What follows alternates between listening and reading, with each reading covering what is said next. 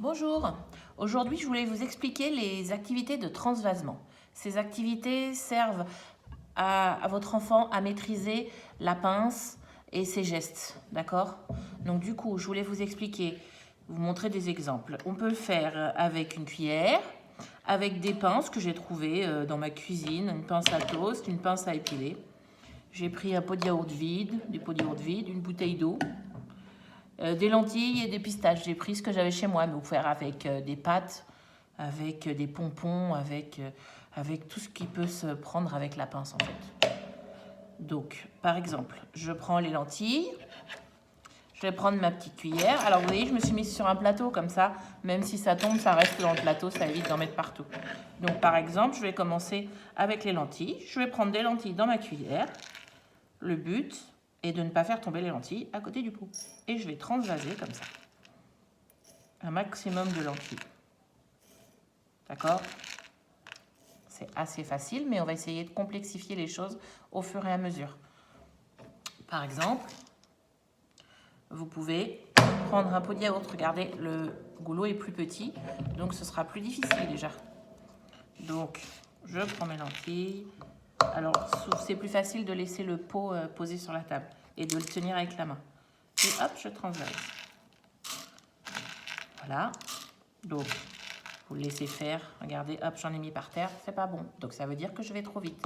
Donc, dites à votre enfant, doucement. Donc, je prends, j'attends que tout tombe et je vide. Voilà, j'attends et je vide. Vous pouvez, on remet dedans quand on a fini.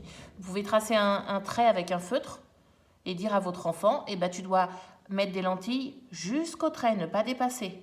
D'accord? Donc ça aussi, ça va l'obliger à s'arrêter dans ses gestes. Voilà. Et après, ce qui est plus dur, c'est encore un trou plus petit. Donc là, avec la cuillère. Donc je mets, et alors là, on va essayer de rester au-dessus parce que vous allez voir, c'est pas facile. Donc j'en ai trop dans ma cuillère. J'en prends un petit peu et je mets. Un petit peu et je mets dans la bouteille. Voilà. Et j'arrive à mettre dans la bouteille sans en mettre à côté. Si je prends trop dans la cuillère, ça ne fonctionne pas. Je prends un petit peu et je mets. Voilà. D'accord? Vous pouvez faire pareil avec les pinces à épiler.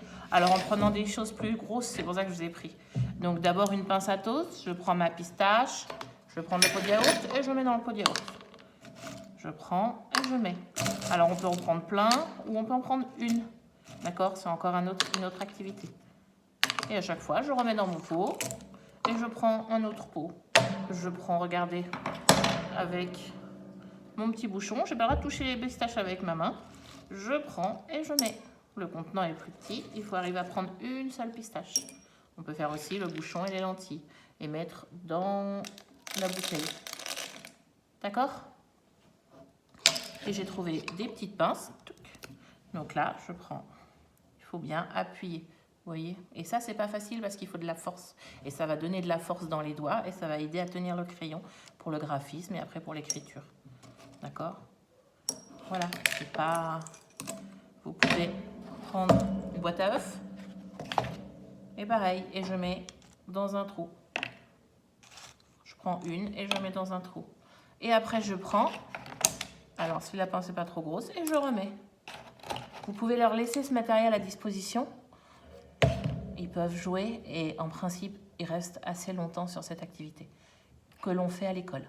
Avec des pâtes, on a fait aussi du transvasement avec de la semoule. Donc ils ont l'habitude de le faire et ils savent qu'ils doivent faire attention, bien rester dans le plateau. Voilà, c'était des idées d'activités de transvasement.